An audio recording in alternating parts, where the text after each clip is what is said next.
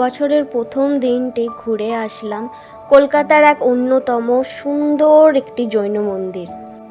1867 সালে শেঠ বদ্রীনাথ বাহাদুর জনৈক মারোয়ারি এই মন্দিরটি নির্মাণ করেছিলেন।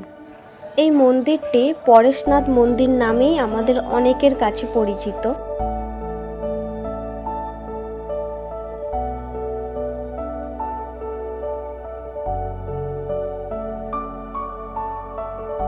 ভিডিওটি দেখতে থাকুন, আপনাদের চোখ মন সব জুড়িয়ে যাবে, কথা দিলাম।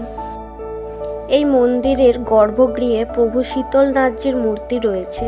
বলে 150 বছর ধরে ক্রমাগত নাকি এখানে ঘিয়ের প্রদীপ জ্বলছে।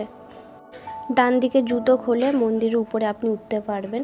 মন্দিরের সামনে রয়েছে অনেকটা বড় জায়গা জুড়ে গোলাপ ফুলের বাগান। মন্দিরের সুপ্রাচীন স্থাপত্য দেখে চোখ জুড়িয়ে যাবে।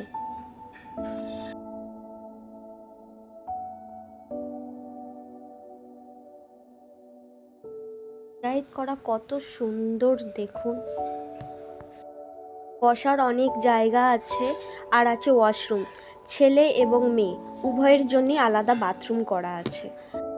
রাতের বেলা এই সরোবরটা দেখতে অনেক সুন্দর লাগে, কারণ তখন লাইটিং থাকে, ফোয়ারা থাকে।